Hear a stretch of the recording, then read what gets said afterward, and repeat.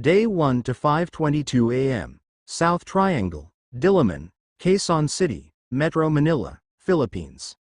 A busy place whether it was the time of the day or the night. Buildings small and large should be seen everywhere along with the people minding their own business. Unfortunately this day, everyone's peaceful morning was severely disturbed.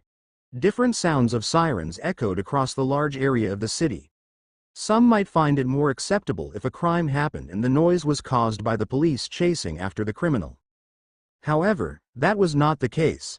The media, the police, rescue workers, firefighters, and many other people with the same field of work gathered. They made their way to this place as fast as possible even it was this early.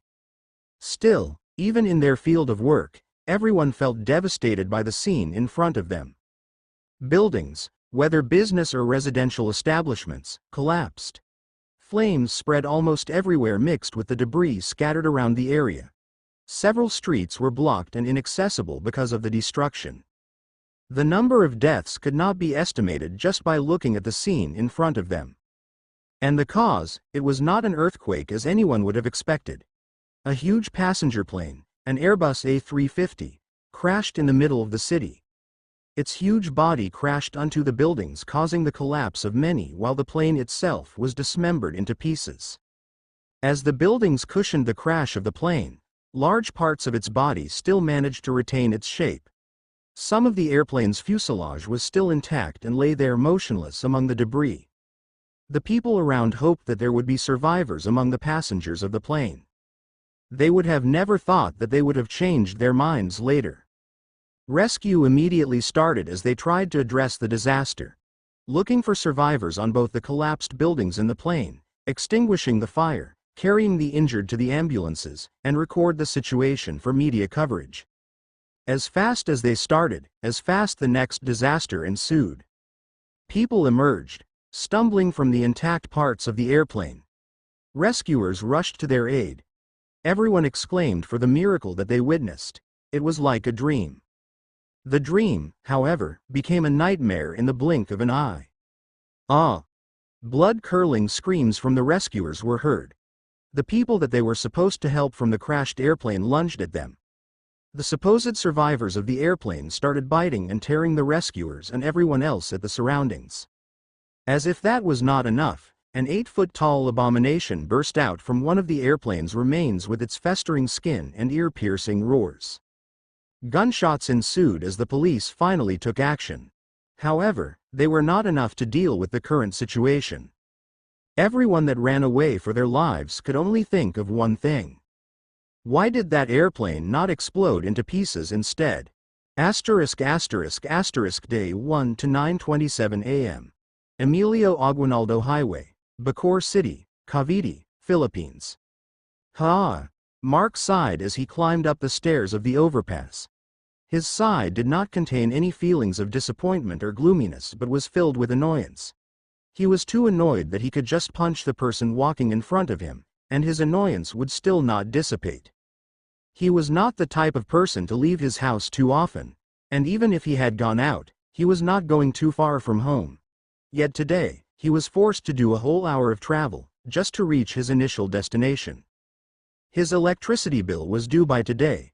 Being lazy to go out of the house, it ended up like this. Since he needed to pay the bill, he woke up by 6 a.m. and left to go to the distribution office before 7 a.m. He wanted to finish his task as early as possible and go home afterward. Due to the unexpected heavy traffic, it was already past 8 a.m. when he arrived. Mark felt lucky that when he arrived, only 4 people were waiting in line. He arrived late so he expected that there would be more people lining up at the back. He thought that he would be able to go home early. However, those thoughts shattered when he noticed that none of the customers lined up before him were called for quite a while. Time passed by and more people arrived. Still, not a single transaction was made since the time the office opened this morning. Mark started feeling impatient, but he could not just leave the payment for another day. If he did, he should expect that his house would not have electricity by tomorrow. It was not just Mark, but the other customers also felt the same. Many of them already started complaining and started to ask the office staff that passed by every now and then. Soon, Mark noticed the staff of the office getting flustered over something. They were going back and forth while doing their work with unnerved expressions. At 9:27 a.m., the problem was finally disclosed to the customers. "Our apologies, but there seem to be problems with our system. Transactions will get delayed until we fix the issues," the branch manager explained. Many of the customers asked questions. They learned that the current problem rooted in the side of the main office, and no one can tell when the transactions would be continued. As they have no other choices left, the annoyed customers left the office while grumbling about the amount of time they wasted by waiting. Mark felt frustrated as he needed to pay the bill badly. He left while thinking of checking the office again in the afternoon. He really can't delay the payment for another day. If things did not go well, he will surely spend some days without electricity at home and would also need to pay a reconnection fee. How troublesome, he grumbled under his breath while walking on the overpass. Since he needed to pass time, he decided to spend it at the city mall a few blocks away. He might as well play some arcade while waiting. It would be a good way to cool down his head. Still, he needed to wait for some time as the mall opens at 10 a.m. Mark walked down the stairs on the other end of the overpass and left towards the direction of the mall. Maybe because he felt too frustrated, or because he did not go to this place too much, he failed to notice the strange happenings in the area. Before he walked up the stairs of the overpass, there are too many people walking in the same direction. When he was walking across the overpass, he should have been able to see that the flow of traffic was rather way heavier than usual. Numerous annoying sounds of car horns echoed across the highway as the drivers of the cars stuck in the heavy traffic expressed their frustration. Even stranger was that the heavy traffic only affected the northbound lane of the highway while the southbound lane had far too few cars than usual. No one noticed. Almost all of the cars moving southbound did not come from the northern end but from the branching roads on the western side of the highway. Moreover, the cars that actually came from the northern side of the highway are driving over the speed limit. The cars are moving that fast as if they are trying to escape from something. ******* Day 1 to 10:04 a.m.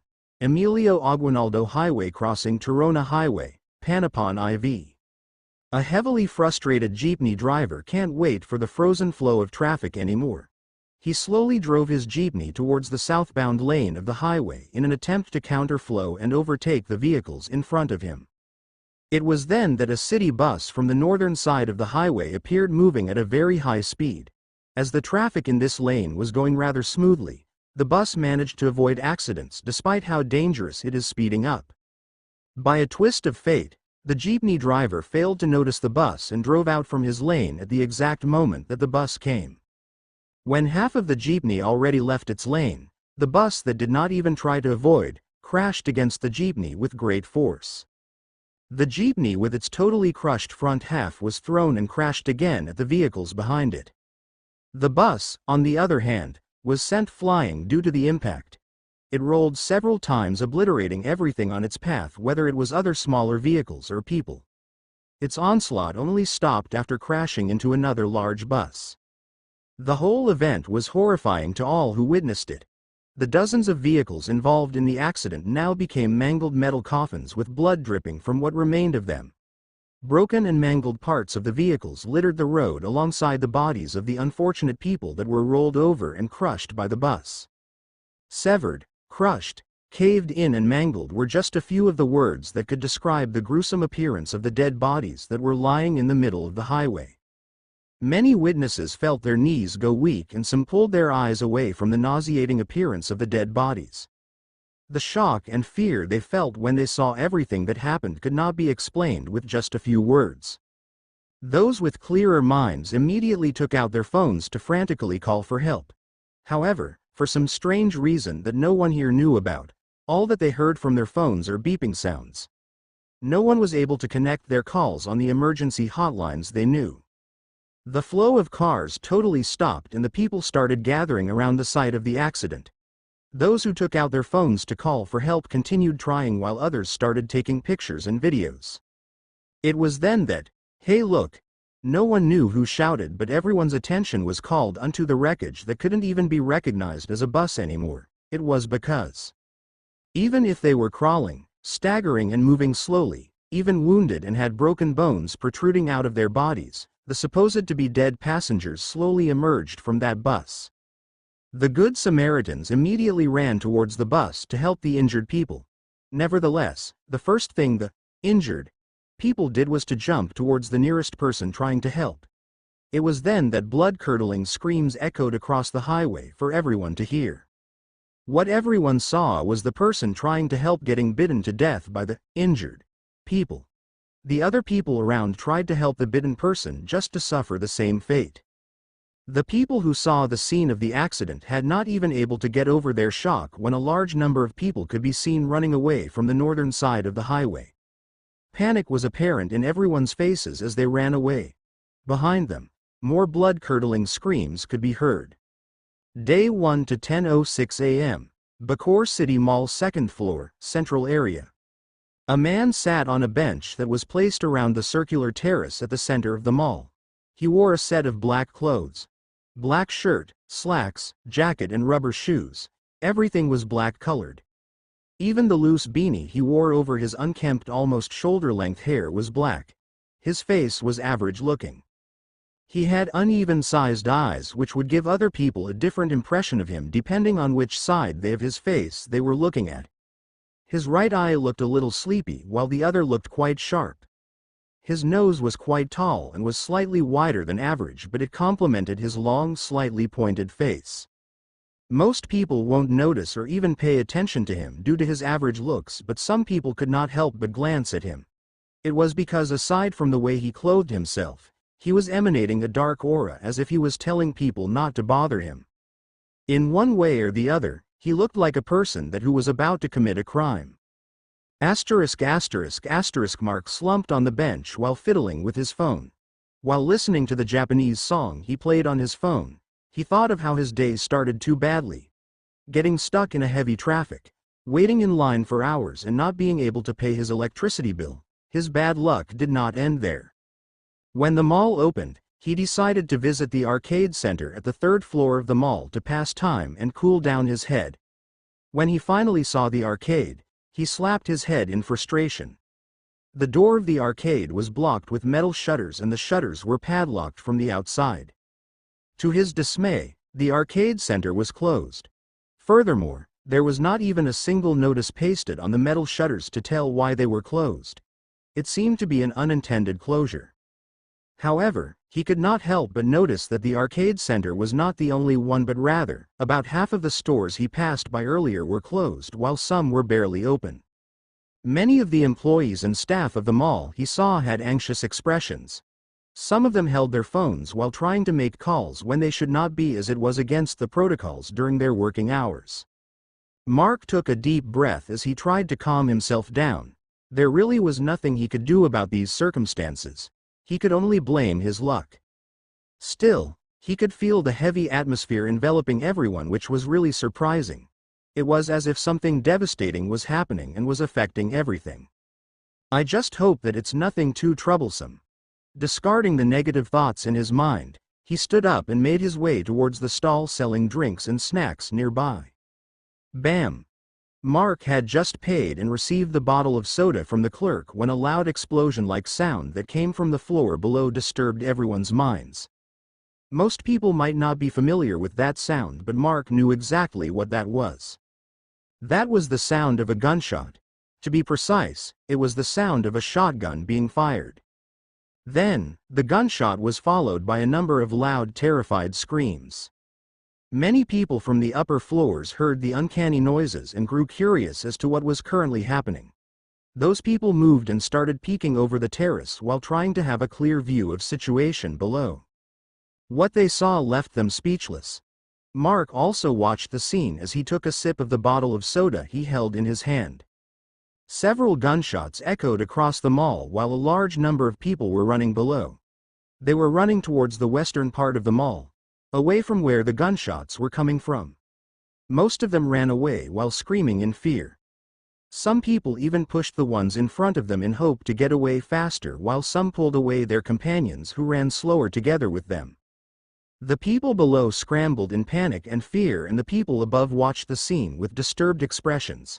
The sounds of gunshots in the background continued in different intervals. Sounds of yelling, screams, curses and gunshots. There were a lot of noises that could be heard, but what was the cause of all these commotion? Just what in the world is going on? A man that stood near Mark voiced the sole question inside everyone's mind at this very moment. At first, what was all they could see were the people running away from the eastern side of the mall. As the people running below got fewer and fewer, the sounds of gunshots came closer and closer. Mark also noticed that the people on the east wing of the mall on the same floor as his started to panic and ran away. Soon enough, the security guards of the mall who were firing their guns entered their view. The guards continued retreating backwards as fast as they can while shooting at something. Even though the people watching at the higher floors were terrified by the gunshots, their curiosity got them better as many stayed and watched the commotion below. They even ignored the people that were already panicking, who had already seen what was going on below. The few people who were cautious and those who noticed the incoming danger already left to escape. *T. What the hell are they? Mark heard one of the guards below him curse in a very loud voice. This just showed overwhelmed the guard was under his own emotions. It was then that another guard who was reloading his gun fell down while screaming. No, rather that falling down, the guard was pounced on as another person covered in blood was currently above his helpless body. *CK. George. Clank. The guard who was cursing out loud saw what happened to his companion shouted. He immediately aimed his shotgun at the attacker to shoot, but there was no sound of gunshot. Rather, all he heard was a clanking sound coming from his gun. He was also out of ammo. Panicked, he shakily reached for his pocket to take out more shotgun shells for his shotgun. Some shells fell on the ground as he took out his hand from his pocket. He then attempted to reload his shotgun with the ammunition in his hand. Unfortunately, he was late. Before he could even close the chamber of his shotgun, the loudest and final scream of his companion entered his ears. He froze as he slowly raised his head, looking at the bloody corpse of his companion. Fountain of blood gushed out onto the floor as attacker mercilessly tore the other guard's neck with a ferocious bite and chewed the flesh in his mouth hungrily. Filled with rage, the remaining guard held his weapon tight as he ran towards his fallen companion and shot the attacker on the head without mercy. Bits and pieces of brain matter and blood scattered as the body of the attacker fell into the floor. It was then that he felt severe pain on his back as he saw the floor get closer and closer in his eyes. Only the unknown pain from behind his neck and confusion filled the guard's mind as his sight slowly faded to black. By the moment that the first guard died, the remaining people watching were now truly terrified. Like bats disturbed from sleeping in their caves, the people ran away in every direction, finding ways to escape. Those who had weaker stomach ran away with pale faces, leaving traces of vomit on their initial spot. While the people around him scattered in fear, Mark remained standing in his spot near the terrace as he watched the second guard being bitten brutally. He then saw the body of the other guard that died first twitch for several seconds before standing up once more while staggering. The guard's head hung to the side, revealing the bitten part of his neck dripping blood and staining his prided uniform. Mark furrowed his brows when he saw that scene, but the glint of twinkle in his eyes betrayed his expression. Inside, he felt excited as his lips unconsciously curved into a refreshing smile he never showed to others before. "Zombies?" he asked, but of course, there is not a single soul to hear a reply to him. If anyone were to hear his voice as he said that, they would likely notice that his voice was not filled with fear but rather was filled with anticipation. Taking his sight away from the scene below, he looked at the people who were making their way down the escalators and stairs in panic. All the escalators and stairs were filled with people. He spotted several college students within the crowd. The males wore dirty yellow-colored uniforms and black slacks, while the females wore the same colored blouses and dark green slacks. Their uniforms' slight caught Mark's attention as he looked at them for a few seconds as they ran down the escalator. He saw a female with wavy chestnut-colored and shoulder-length hair among the students.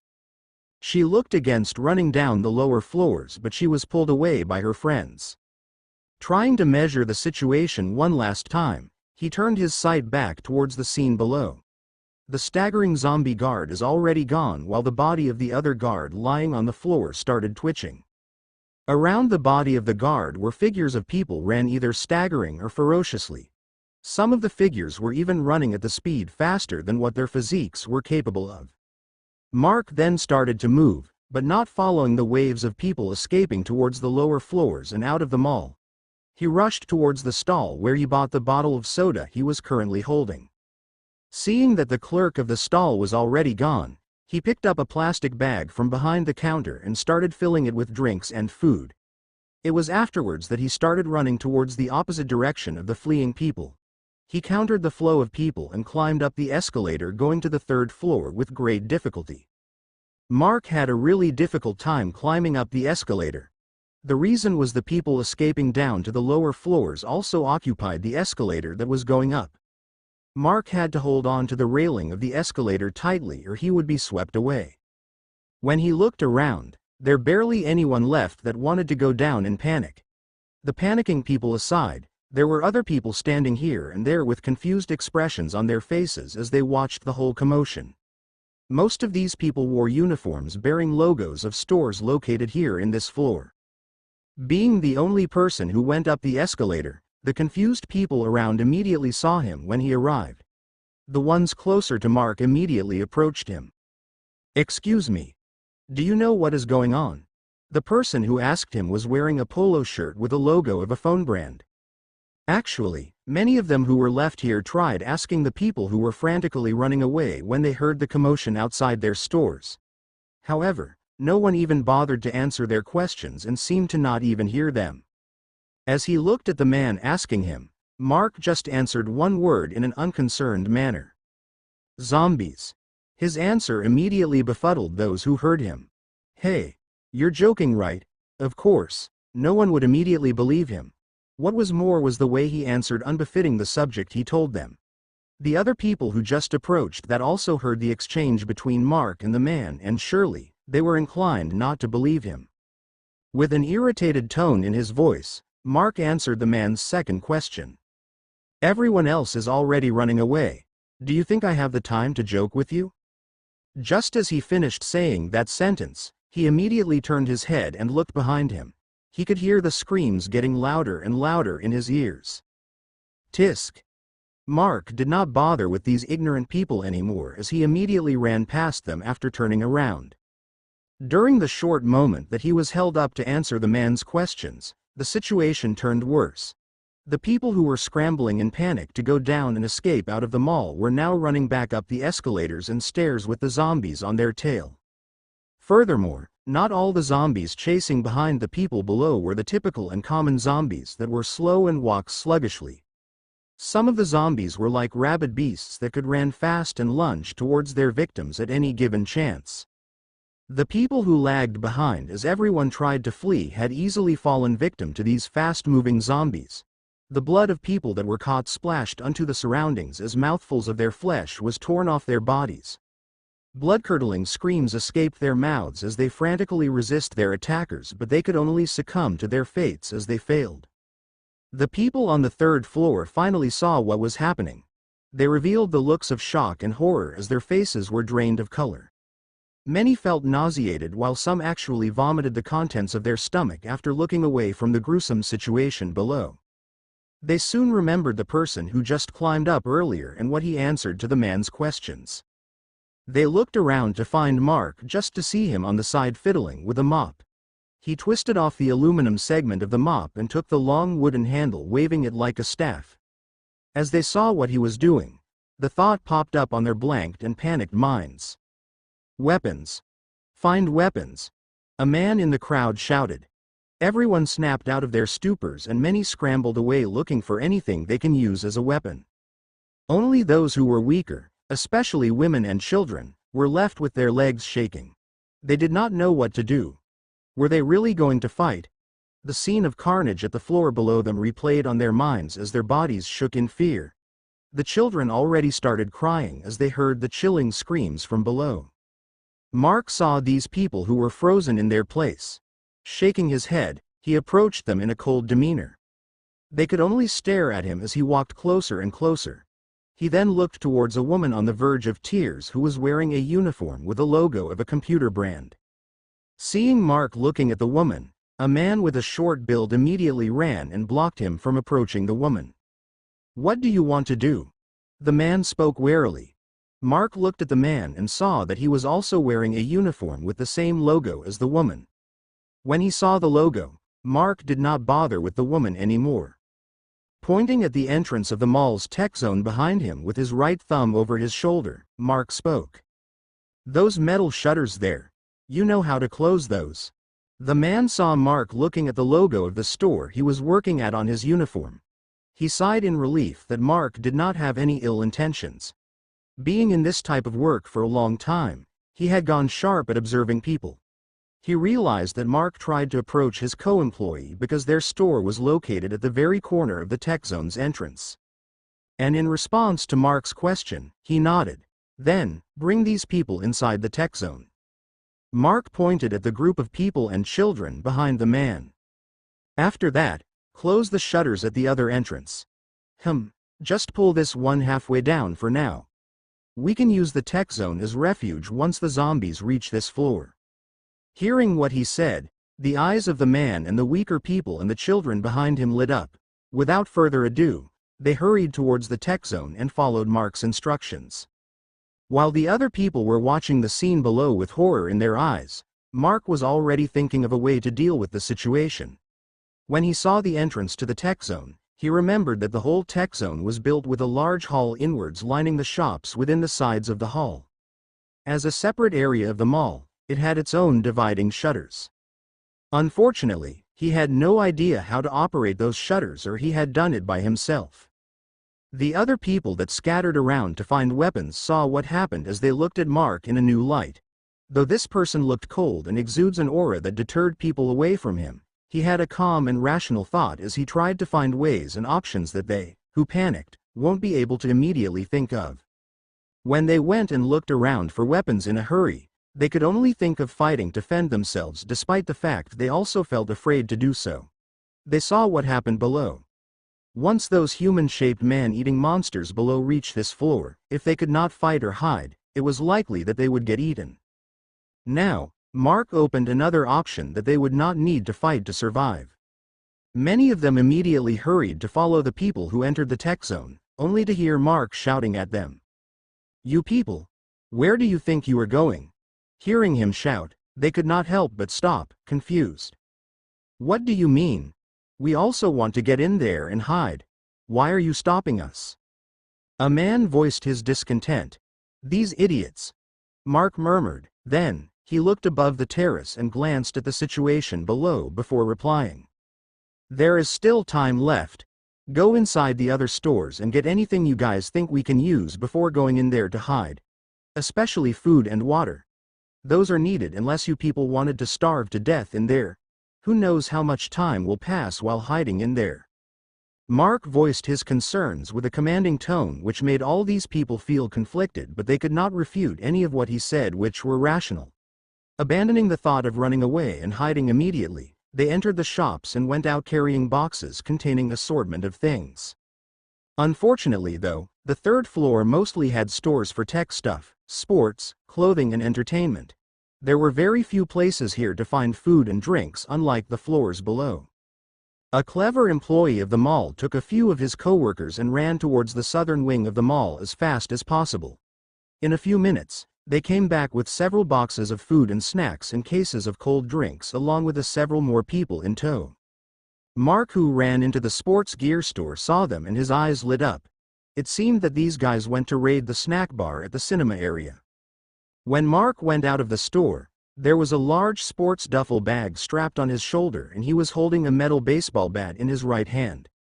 The handle of the mop he took earlier was left inside the store, as the metal bat was more convenient to use in this situation. But as he stepped out of the store, his eyes caught movement by his right side and he turned to the right by reflex. What he saw made him broke into cold sweat.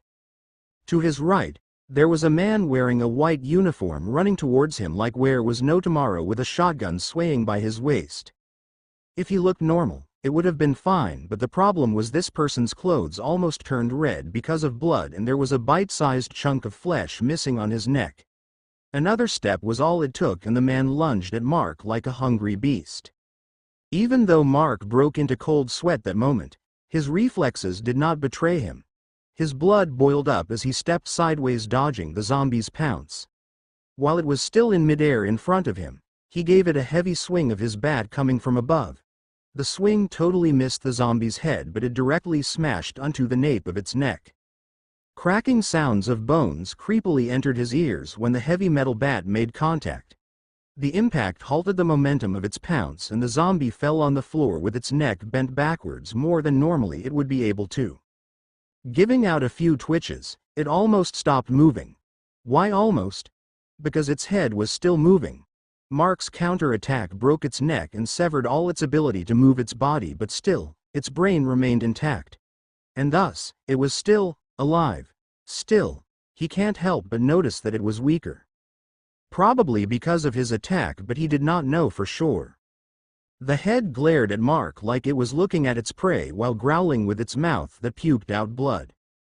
Mark on the other hand glared back at the zombie, but he was actually trying to get used to the sensation he felt just now.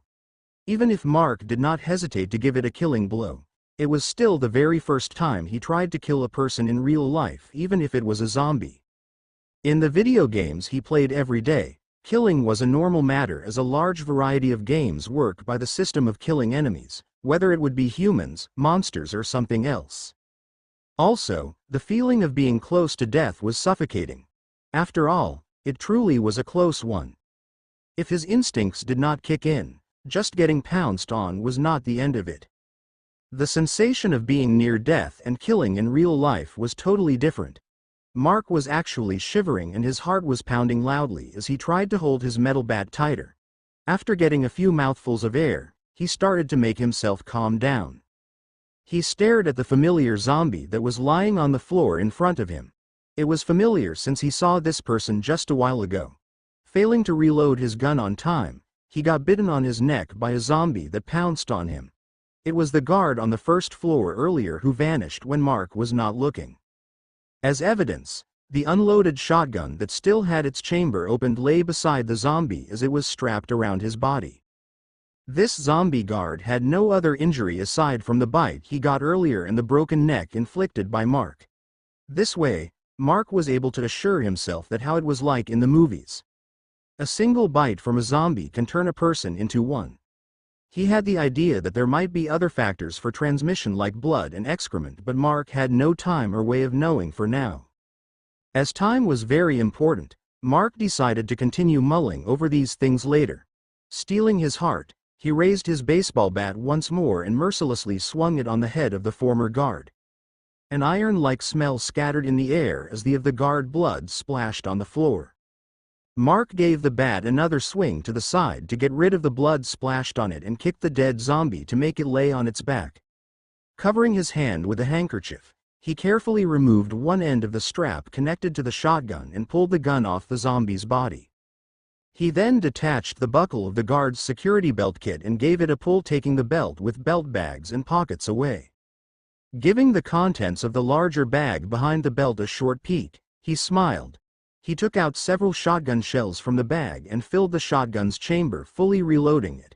He then buckled the belt around his waist as everything inside the pockets connected to the belt contained necessary stuff like a small flashlight on the first pocket and the two-way radio at the pocket next to it. The radio looked broken though, as he can't hear any crackling noise from it even if it was turned on. Without further ado, not even giving the dead zombie guard another glance, he ran towards the central area. It was because he started to hear several screams here on this floor. 3 people gathering supplies in the east wing of the mall were now running away as they are being chased by a fast-moving zombie. Further behind them are several more zombies, but were slower and staggering while trying to catch up. Mark saw the 3 and could not help but commend them in his mind. They did not want to fight as they were afraid. Still, as they ran away, they did not have the impulse to throw away and leave the supplies they found. The 3 men were actually running away pushing 2 carts filled with several large boxes of food in it.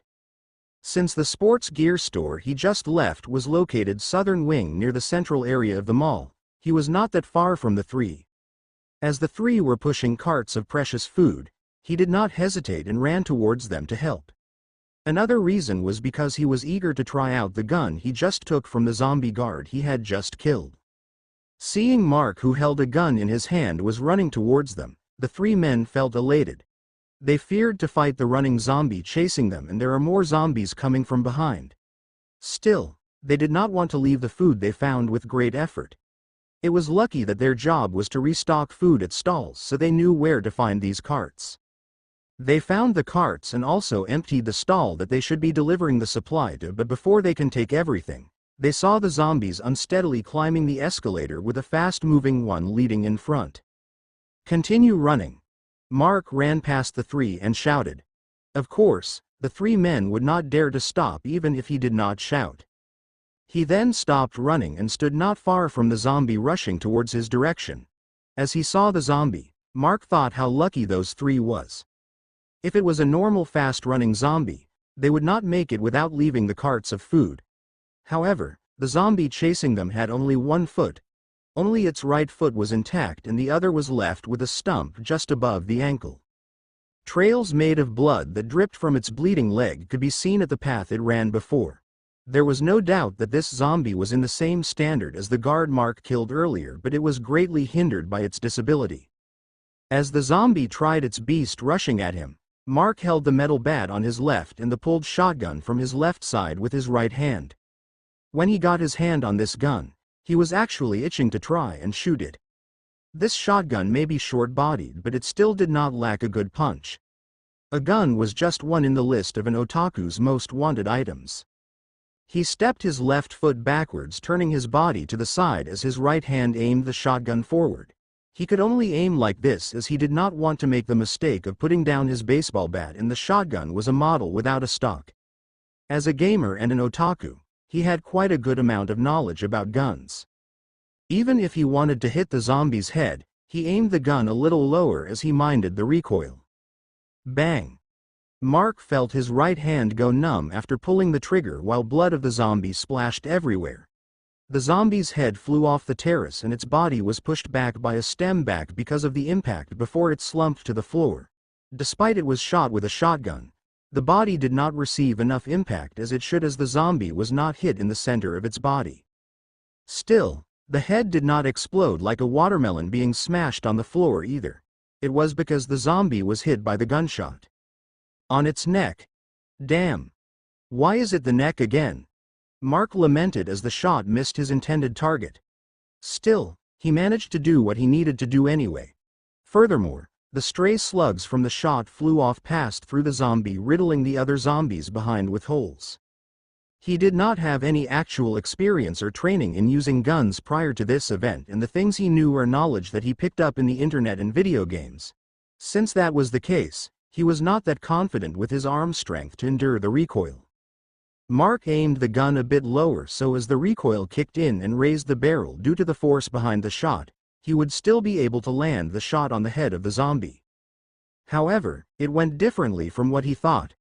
The recoil was weaker than he thought, and maybe he braced for the recoil too much that the recoil became restricted.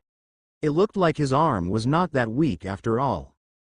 The three men, who was quite a distance away, already stopped when they heard the gunshot. They looked at Mark in awe. Though, the scene of him who stood in front of a headless bleeding corpse was quite unsettling. Then, they saw him retreat towards them quickly, so they also continued running away.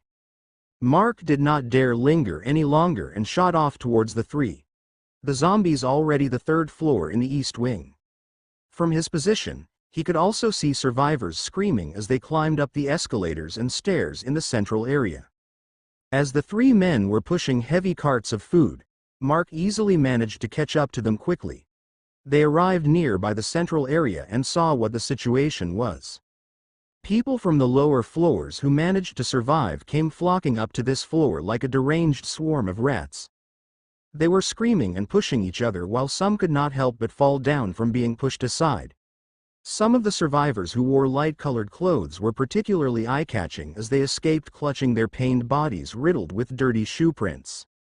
Still, the numbers were considerably lower compared to the number of people Mark saw running away to escape to the lower floors. It was easy to speculate what happened to those who did not make it here. The people that never left the confines of the third floor tried their best to direct the people, but there were only few of the panicked survivors paid attention to them. Most of them did not even try to listen as they scattered like flies trying to find refuge on their own. The woman who Mark tried to approach earlier was the most proactive in helping the survivors who were carrying children and was pointing towards the tech zone.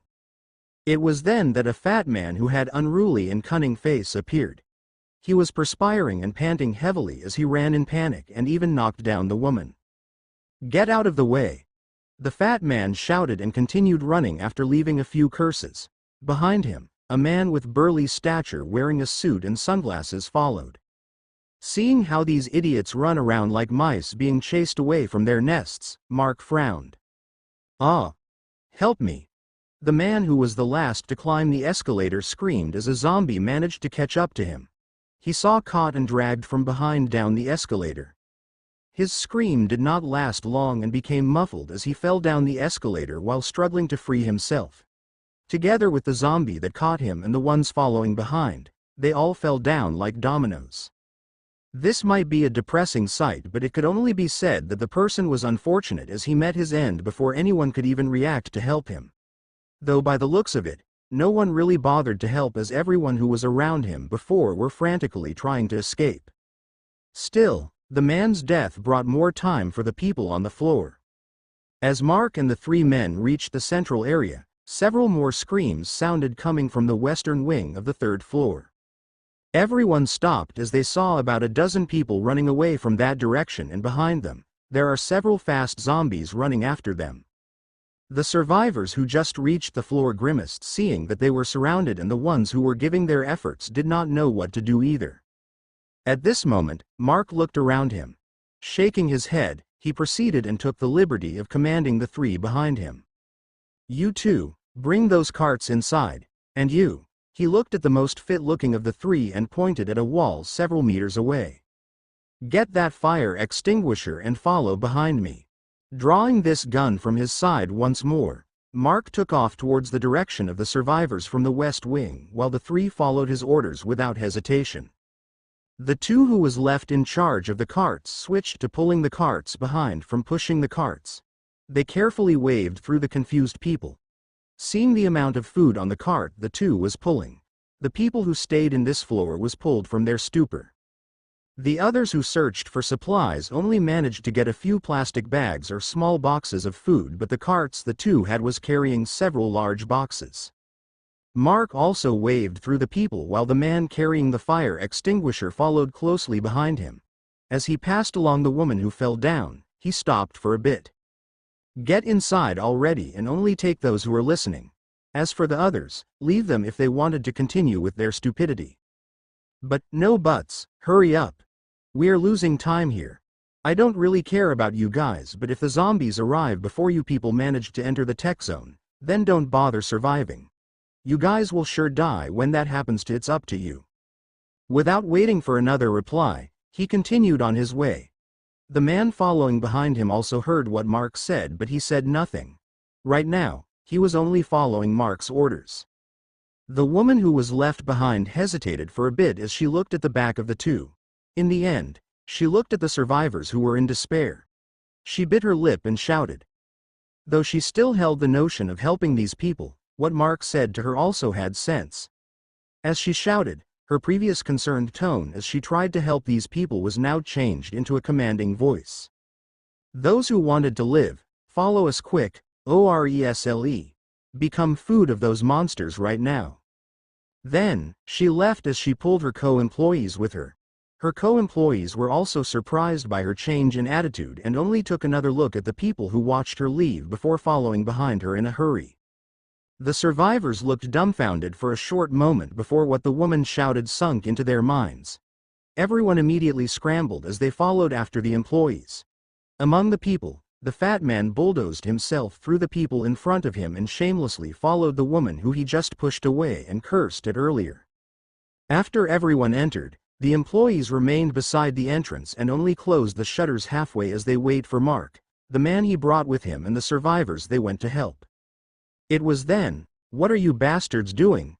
Close that door already," the fat man shouted as he panted with spittle flying out of his mouth. "What are you saying? We still have people outside, and who are you to tell us what to do?" One of the employees guarding the entrance shouted back. "I don't care about them. Hurry up and close that damn F*** King door before those demons get in."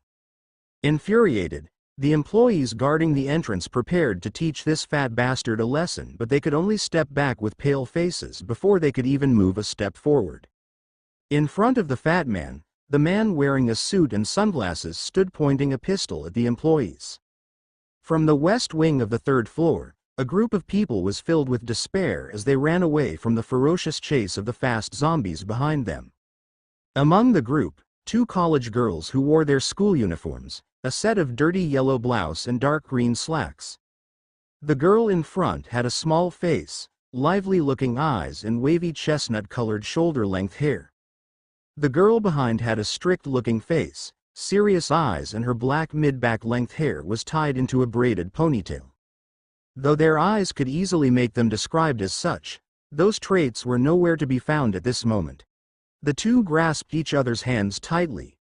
Desperation was visible on the face of the girl in front as she pulled the other girl, who seemed to have almost given up. The girl behind seemed to be in a bit of stupor while being pulled away. Large splotches of blood were visible on her clothes. They desperately tried their best not to lag behind. It was because those who lagged behind were the first to be eaten. When they managed to finally climb up to this floor after a lot of hardships, there were about a dozen of them running away. But now, due to the relentless pursuit of the zombies behind, they were picked and eaten, one by one. Right at this moment, there was only 7 people left running away. They could only bit their lips, close their ears and steel their hearts as they hear the cries of help, fear and pain of those who caught and eaten. The girls' hearts had already grown cold to this. They held each other's hands without letting go and assuring each other of their existence. They felt that once one of them let go, they would totally fell into despair.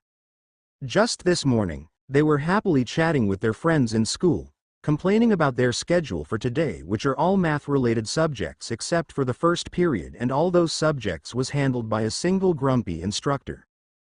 That was then that they learned that their instructor for the whole day was absent, and none of the other instructors present knew why. Their whole class thought that they were fortunate to not undergo such torturous classes for the whole day. With a few of their classmates and friends, they decided to go to the city mall to play and pass time. It was all fun and games, even though many shops are closed for unknown reasons. They bought and ate fast food, laughed as they chatted while eating. But who would think that it was the last time that they would laugh and eat together? Things fell into chaos as they heard the gunshots and screams. After they saw what was happening below, they decided to escape out of the mall without even finishing their food. Together with their friends, all of them ran along the waves of people escaping. However, their escape failed horribly when the exit they were supposed to go through was actually the entrance to hell. Fast-running zombies entered in frenzy, passed through that very door, trapping everyone who wanted to go out and escape. Then, a sequence of horrible, sad, infuriating, and disappointing and unfortunate events happened. In the end, out of all the people in their group, only the 2 of them are left and managed to reach this hopeless point in their lives. They could only run along with these people who were in the same circumstances. It was then that the group was shined with a little bit of hope as they saw a quite larger group of people further away on the direction they were running towards. They heard them shouting and seemed to be directed by some people. Even though the group was far away, they knew all of those people ran into the same direction, like they found salvation. Why did they know that? The answer was because it was the only thing they hoped to find at this moment, that they were being chased by death itself. Now, in the minds of every single person in this small group of survivors, a similar goal sprouted. It was to follow that large group of people into safety. The only question left now was if their pursuers would allow them to. And of course, that would not happen in the slightest. Not only that it would not happen, but for some reason, the pursuit of the zombies behind them became more and more aggressive. Ah! Help! Help me! No, no, no. Stop, ah. Another man who was in the tail of the group was caught. Several zombies pounced on him and tore his skin with their mouths and tore his stomach with their nails, creating a bloody scene of human flesh and guts while the man screamed to his death. Unfortunately, even with the man's death, the pressure that the group was feeling did not lessen. Not all zombies stopped to take a bit at the man and continued their relentless chase of the remaining people. They ran and ran with the fastest that they could. None of them even have the slightest intent to look behind them as they feared to do so. Still, they could hear the hungry growls that crave for their flesh draw closer and closer. They looked forward, towards the people escaping from afar. It was then that they noticed two figures separating from the group going towards their direction. Help! Please! Help us! The man running in front of the group could not help but call out as they saw the two figures. The two men ran towards them carrying something in their hands. As the two came closer, they finally saw what they were carrying. The person running in front held a shotgun with his right hand and a baseball bat with his left, while the other person in the back held a fire extinguisher. They felt elated as the thought of incoming help entered their minds. However, before they could raise their hopes up, another anguished shout echoed into their ears. The fastest one of the zombies managed to catch up and pounced on the back of the man running behind the group. The remaining people did not try to help, of course, but the two girls could not help but stop when two more voices of panic sounded from behind them. Ah! What are you doing? Let go, ouch, mommy, wah. The two girls looked behind them and saw the man who just shouted in fear as he was pounced on. He did not cry in pain as the zombie over his back bit the flesh on his shoulder, and instead, with a crazed expression in his face and bloodshot eyes, his right hand clutched tightly on the left foot of the woman who was running in front of him. Help me or I won't let go. The man's voice started to go hoarse as all his sanity left his mind. He would die if no one helped him, and if so, then he would not let himself die alone. The woman tried pulling her leg out of the man's hand, but it was like a clamp that tightly clenched her foot without letting go. A step away in front of a woman, a girl about 3 to 4 years old sat as she stared, crying because of both pain and fear. The woman carried her daughter as she ran away, but when she fell down because of the man behind her grabbing her foot, she lost grip on her daughter and the little girl was thrown away to the floor in front of her. As the woman continued to struggle and tug her leg off the man's grasp, she saw the man's head slowly slump down the puddle of his own blood on the floor. She thought that it was the chance for her to escape, but to her horror, the man's actually tightened even more. After the man had totally gone quiet, the zombie chomping on his neck stopped and shot a sudden fierce glare towards the trapped woman, accompanied by the snapping sounds of its bones in its neck due to the quick turn of its head. It started adjusting its body, getting ready to pounce on the woman, who now already burst into tears due to her fear. Paula. Take the girl. One of the college girls, the girl with the chestnut-colored hair, shouted as she burst into a sprint at the zombie. The other college girl, who was called Paula, hesitated a little before running after her friend. As it saw the college girl sprinting closer, the zombie changed its target and quickly lunged towards the newcomer when she was about to come into its range. After 2 uncontrolled lunges, the zombie sped past the woman and the child before jumping strongly as it pounced towards the college girl. The girl stopped running for a moment as she saw the zombie jump at her. She brought her right foot behind to gain momentum and then mercilessly swung her right leg upwards with the force she can release. Her shoe made a vicious contact with the neck and chin of the zombie. As it was in the midst of its attack, the kick made it spin backwards in the air and it flew back for about 3 meters and had an unsightly landing on the floor. 2 more zombies running from behind fell down as one got its feet swiped by the flying zombie while the other stepped unstably on the bodied of the 2 zombies that fell down before it. With that little time she managed to get, she immediately pried the dead man's hand away. Unfortunately, to her surprise, she failed to remove the hand and man's grasp was actually getting tighter and tighter that the woman started to wail in pain. The dead man's body then started twitching violently but still not letting go of the woman's leg. Ange! Quick! They're coming! Paula, who already secured the child in her embrace, shouted at her friend as she saw the 3 zombies that fell down were getting up. Shit. The chestnut-haired girl who was called Ange cursed unbecoming of a lady and gritted her teeth as she heard her friends shout. She then looked at the twitching man. Don't blame me for this. Their situation was getting grim. Ange then removed her last ounce of hesitation. She then raised her right foot and brought it down with heavy force. Snap. The eerie sound of bones breaking entered their ears. Ange violently stomped at the man's arm, breaking his bones. Some of the bones were broken, but strangely, the man's grip did not loosen. As she saw this, she made several more stomps, breaking more bones in the arm of the dead man. Stomp after stomp, the grasp of the dead man finally loosened. However, the time Ange needed to release the woman was also enough for the 3 zombies to recover. Furthermore, the other zombies that were left behind were also catching up. Ange's pupils constricted as she saw the 3 zombies that had fallen earlier jump at her side by side almost at the same time. Ange! Paula shouted as she watched the plight of her friend. Bang! A deafening sound echoed into their ears. At the same time, the 3 zombies pouncing towards Ange are blown several meters away, riddled with bloody holes on their bodies. 2 of the zombies tried to get up immediately after, but the injuries the 2 received gave them a lot of difficulty, and zombies even started to twist their bodies in pain and growled. As for the last one, it just slumped to the floor and stopped moving. The 4 females covered their ears due to pain because of the sudden gunshot, but still looked towards the source of the shot by reflex. What they saw was the back of a man wearing a set of black clothes and hooded jacket who already stood between them and the zombies. The man stared at the incoming zombies and muttered. Finally got a headshot.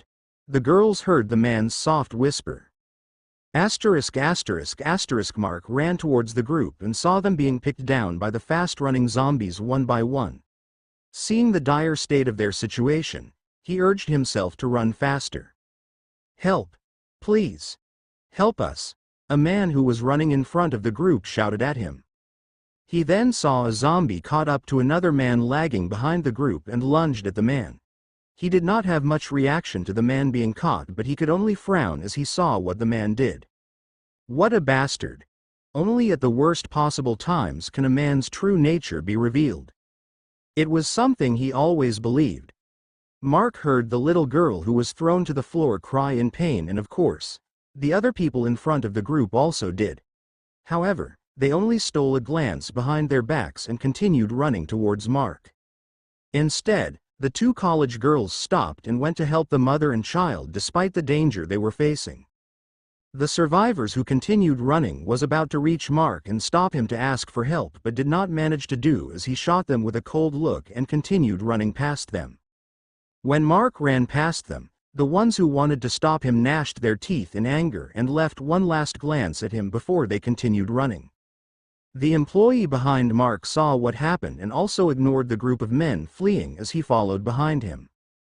While running, Mark's uneven eyes grew large in surprise as he saw one of the college girls charge at the zombie that caught the man that was holding the mother's leg and sent it flying. He could not help but grin as he saw the girl's movements and the method she did to free the woman. Unfortunately for the girl, time she had was not enough for the time she needed, and the zombies already jumped towards her by the time she freed the mother from the bastard's grasp. Luckily enough, Mark also arrived by their side at this point without the girls noticing. Bang! Mark fired his shotgun towards the lunging zombies, making them fly back several meters. The 3 zombies disregarded each other and tried to lunge at the college girl almost at the same time, sticking them together in a single line.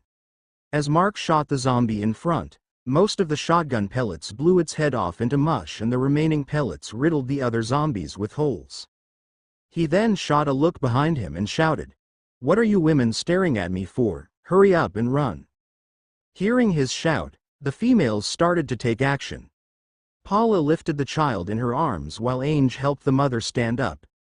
As the mother tried to walk though, she almost fell down again. She did not fall and managed to stabilize herself. The mother tried to walk, but she could only drag her left foot as she grimaced in pain. As Ange saw this, She immediately pulled the mother's left arm and put in on her shoulder. Bang! Bang!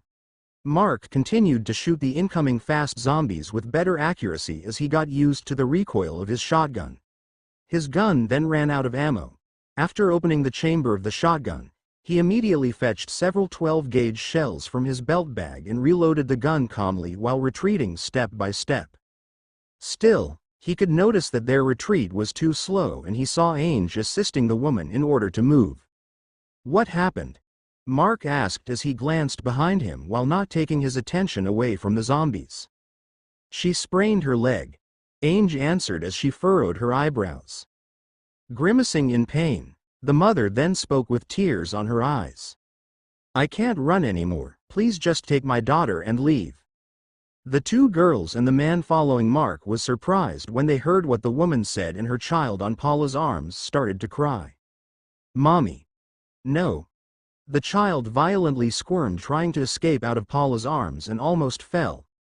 Paula had no choice but to crouch down for the child to avoid falling off her arms accidentally.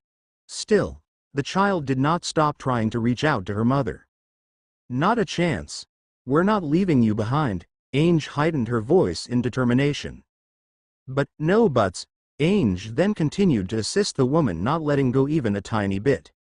Seeing Ainge's determination to help her, tears started flowing out of the mother's eyes. She did not want to die, she was totally scared of dying on the fangs of these rabid beasts and she did not want to leave her daughter behind even more. But in this case that she injured her leg, she would just drag her daughter and these good people to their demise. She did not want to be like that man who made the already dangerous situation even worse for her. The employee who followed Mark also had tears at the corner of his eyes as he watched this scene. Then a snort came from the direction behind them. What are you people being dramatic for? This isn't a drama series and we don't have time for you all to make a scene? Ainge wanted to say something in retort as she thought that he wanted to abandon the woman, but Mark did not let her and turned his eyes towards the employee behind him. Seeing Mark looking at him, he gulped his own saliva for some reason. You think you can carry her? Mark gestured towards the mother. The employee looked at the woman who had quite a short build which was about several inches less of 5 feet and reluctantly nodded. Seeing that the man was quite reluctant, Mark was confused. The man's build showed that he was used to carrying heavy stuff, but he actually showed such expression towards carrying the woman. Still, following what Mark said, the man put the fire extinguisher on the floor and took the woman from Ainge, lifting her on his arms in the position Mark knew as Princess Carrie. The mother also showed a little bit of hesitation and embarrassment being carried like this, but she also knows the urgency of the situation and did not resist. As she thought wrongly, Ainge also had a bit of embarrassment on her face as she looked at Mark, who was now holding a bat which was not dripping with blood. It seemed that they are too engrossed with the situation of the woman and they did not notice that their savior already took down several zombies. In front of him, there are several bodies that either had blasted heads or smashed skulls. The scene of blood and gore in front of him is totally sickening and scary, but his face did not show any of such emotion. Among the bodies, the man who grabbed the woman's leg can also be seen with a deep dent on his head and his orifices bleeding. Shouldn't it be easier if you carry her on your back? Mark asked as he swung his bat at the face of another zombie who lunged at him. The man did not answer but only looked at Mark with a pleading expression on his face. Seeing this, Mark finally came to a conclusion and did not urge the man anymore. Tam. Tam. Tam. Blam. It is then a sickening loud sequence of metal sounds clashing with a final sound of heavy metal falling on the floor sounded. Shit. Mark's expression changed as he cursed out loud for the first time in his life when he heard that sound. He was not a person who was fond of cursing. Even people who knew him never heard him curse even once. Mark viewed cursing as something unethical and makes a person look uneducated, and thus he never did. But now, he could help but do so.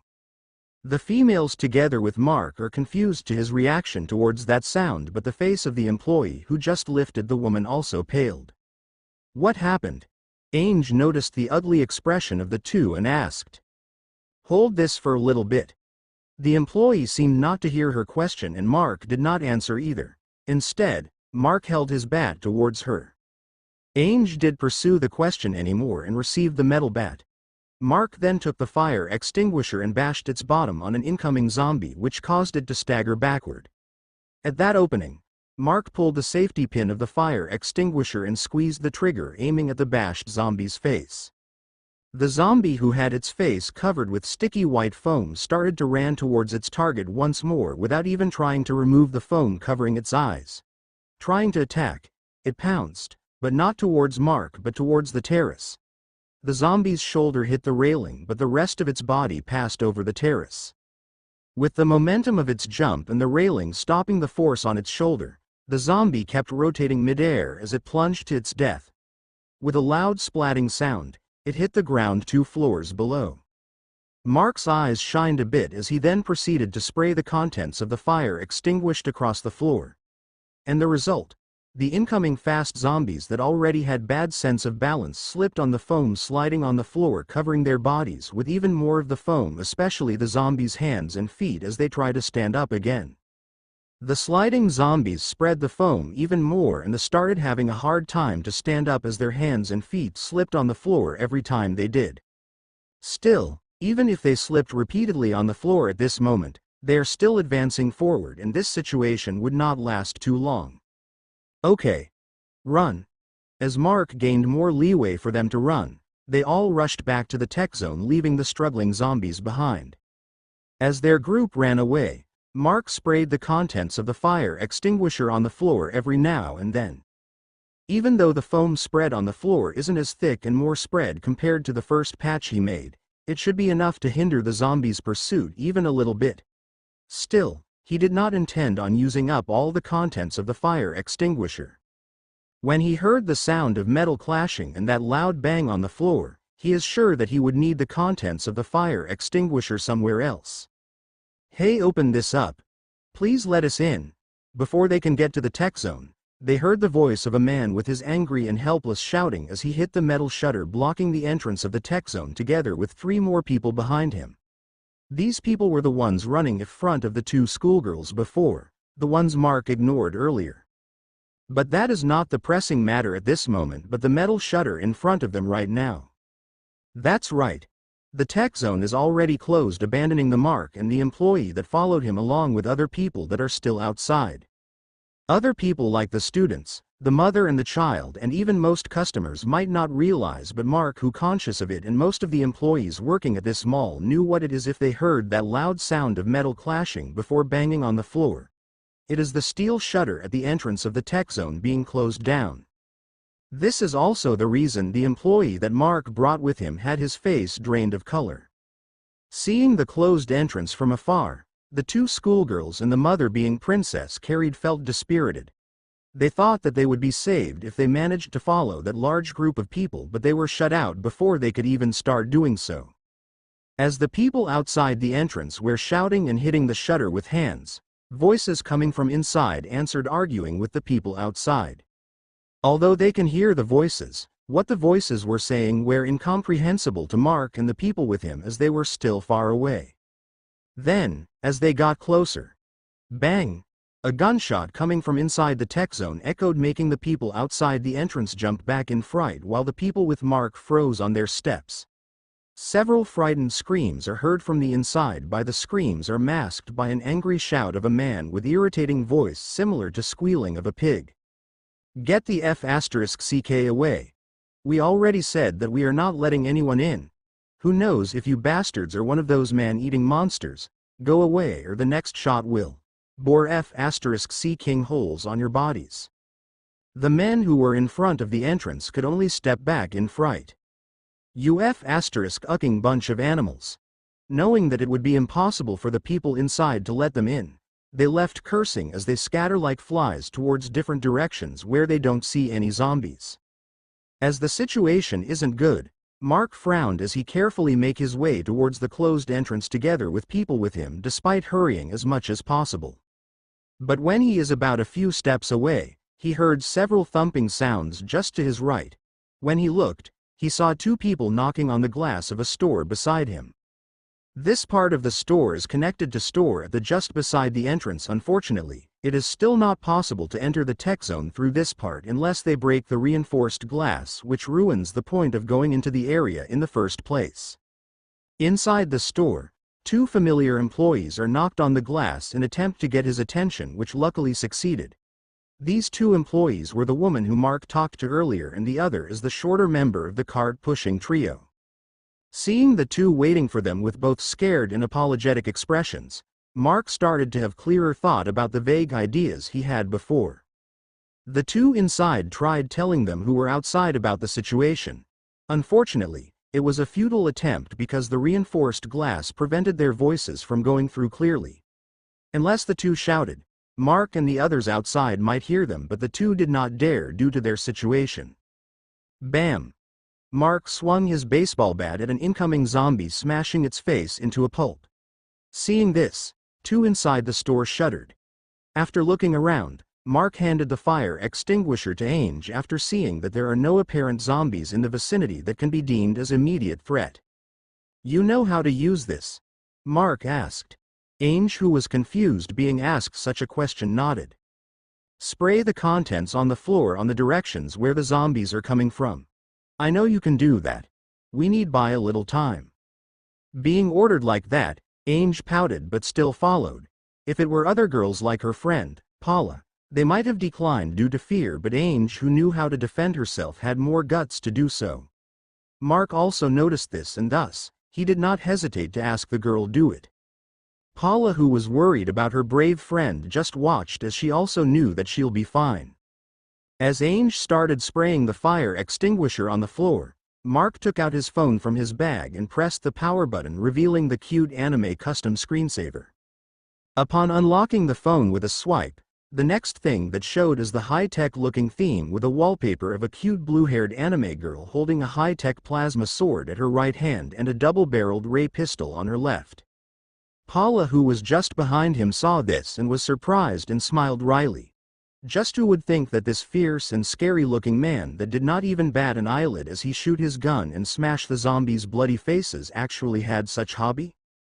Mark opened a note app on his phone and turned around just to notice at the side of his view, as Paula smiled wryly with her gaze on his phone. He felt a little embarrassed but did not try to show even a little bit of it.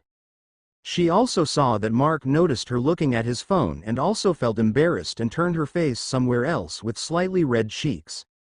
Continuing the strong facade, he typed a few words on his phone and showed it on the two who were inside the store. "What happened?" Mark asked using his phone.